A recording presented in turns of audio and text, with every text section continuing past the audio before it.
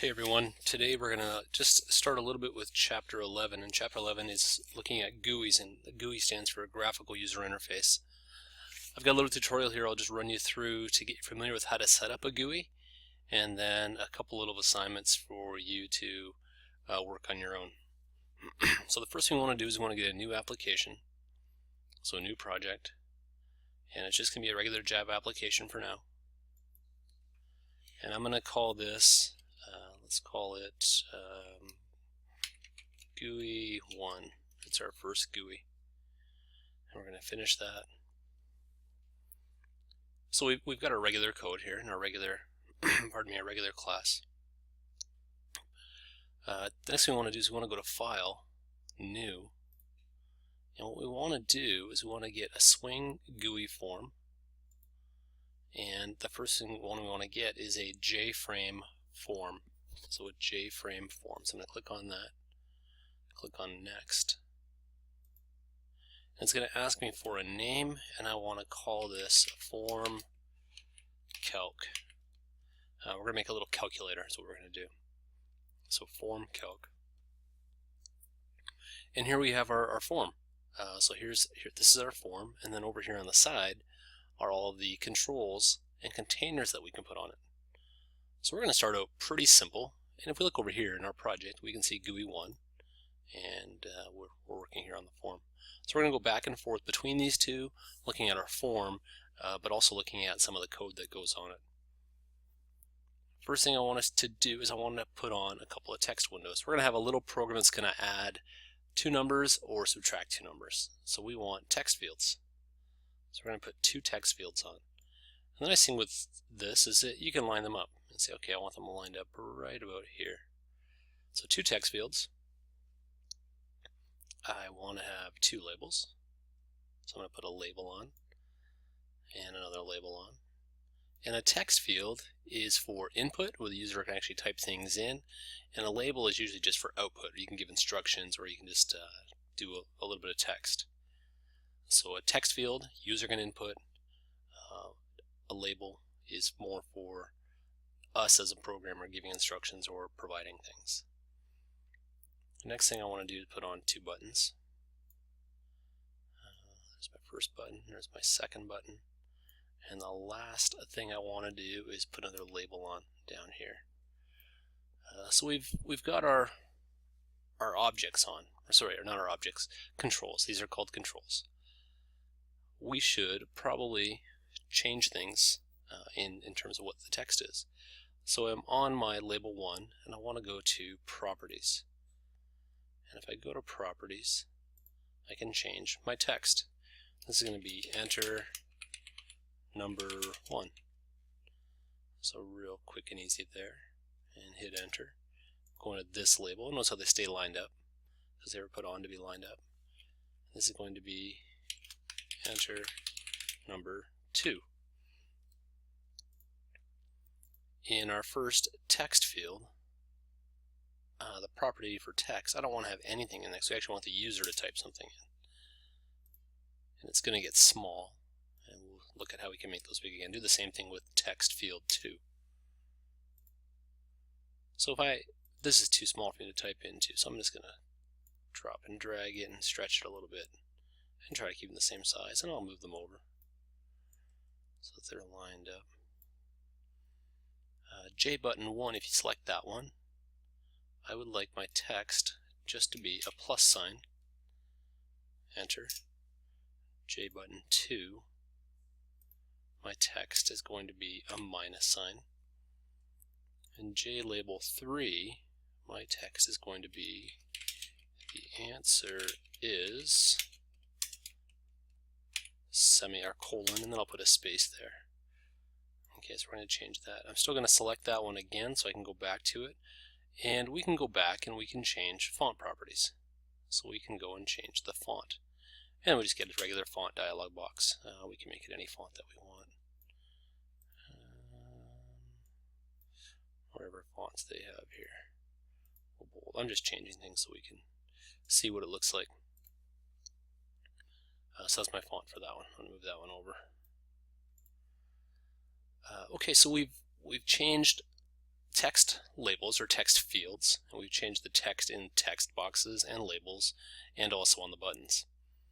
A really important thing for us to help keep everything organized and everything straight is to name all of our controls. We can do this two ways. Let's first of all click on enter number 1. I'll click on that label. If I go to code, so I was on properties before, we're going to go to the code now. We can change the variable name, and each control has a different prefix, and it helps us to identify what they are. So we're going to go with a prefix of LBL, and this is num1, and this one here will be LBL num2. Excuse me. I can also, on enter num2 on that label, I can also right click on it and I can change my variable name there, or I can even change my text there. So a couple ways of doing things. In our first text box, we want to name this.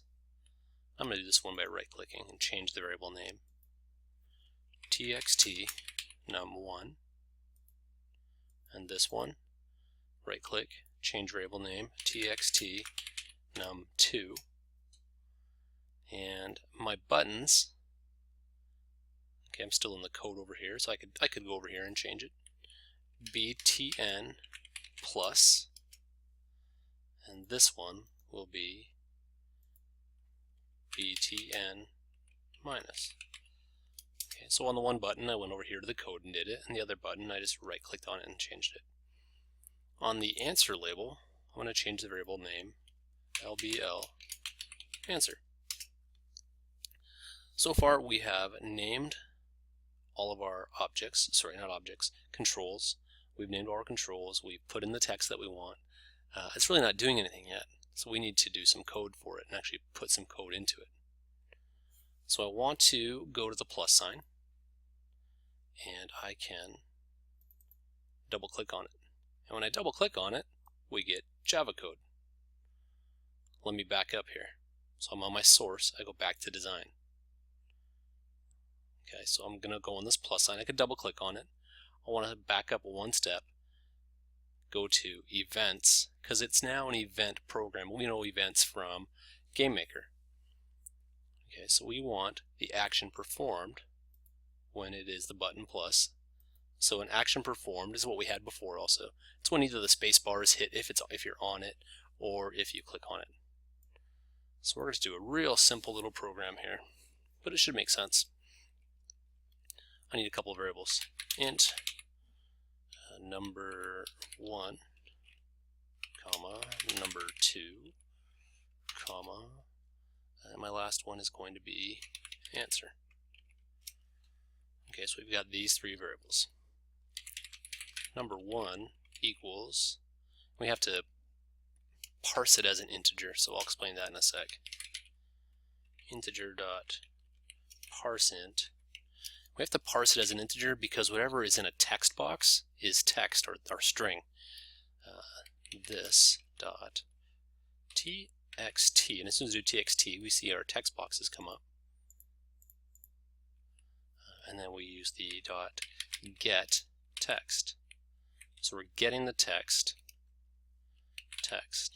One sec, sorry. This dot txt num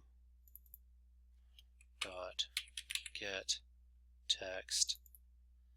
Okay, we want to get the text from whatever that text box is. And I want to do the same thing for number 2 dot integer dot parse,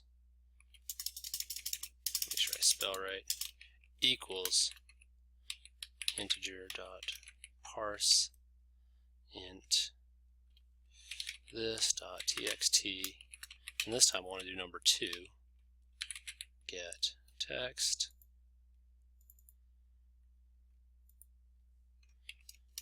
Okay, so all I'm doing is getting the text from whatever was in those text boxes. Now we just do some Java programming we've done before. I want answer to equal number 1 plus number 2. And this, which is our form, label answer dot, I want to set the text to the answer is plus answer. So nothing there that we haven't seen before, except for the part here we haven't seen before. Okay, I like this code so much I'm going to copy it. So I'm just going to make one small change for my other button. To go back to my design, I click on design, or back to my form, click on the minus sign, event, action performed. That's the one I want. And I'm going to paste it in there. And all I need to do is change this to a minus sign. We haven't idiot proofed it, or we haven't done anything like that yet. So let's see what we get.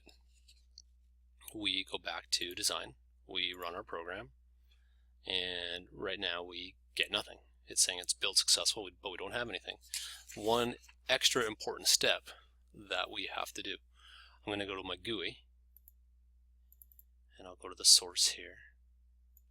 And what I want to do here, it's like initializing a new object. So form calc, which is the object that we made, or that other file that we had, form equals new form calc bracket bracket. Okay, so we have to get a new object. So what we've done is we've created a class, and now we have to do a new object or an instance of that class. The last thing I have to do on this is say form.set, and I have to make it set visible. And in there it has to be true. Okay, so form calc form equals new form. So I can name this whatever I want. I named it form. It's my form. I could have called it calculator. I could have called it adding device or mathematical device. And then I have to make it visible. So I'm going to go back to this one, back to my design. Let's try to run it. Let's see what we get. Oh, it's on the screen. Let me drag it in. And now I have my form. I type a number in. Type another number in, I add them, the answer is 5. I subtract them, the answer is -1. Okay. If I type in a letter, I'll get an error. It'll crash my program because it's not idiot proofed. That's our program. So we've made our first GUI. Something else that we can do, if I click just on my form somewhere and I go to properties, a form has a title, so we can give our program a name. Let me call this simple calculator. So now if I run it, let me drag it back in here, we now have a title right here of simple calculator. Quick review, because I'm running out of time on how much video I can do here. We put on controls. We put on labels, that's a label, that's a label, that's a label. Put on a text field, text field, text field. Put on buttons, that's a button, that's a button. We have received some text, so we've gotten some text, or get text from objects. We have set the text on objects. We've named each object, because each object needs to have a name. It just really helps us to identify what the object is. It's kind of like when we name variables, and we always have to choose good names, so we need to identify things. And also it has to make sense then when we go to set text, or we go to set properties on things. So we've done that. We have also, if we go to code, we went to here to do the code to set variable names, where you could right click on them. To go to the source, we can go to source this way and get all of the code that we typed in. I didn't comment anything for this one. And I could also click on one of the buttons and get to that code. So now that we know a little bit, or we have a quick introduction to how to create a GUI, a couple of things I'd like you to work on. There's a program on page 283. It's called the Semester Average Program. I'd like you to work at that one. You have to enter in 3 grades, and it's going to calculate the average for you. Again, don't worry about idiot proofing yet, although you could. I mean, we know how to idiot proof. We know how to set up methods, so it's something that you could do. I'd also like you to work on page 285, this little one, program divisible by 3. So again, we're going to go pretty basic into our programs. Things I want you to focus on, I want you to focus on the naming of your objects and making sure that they all work properly.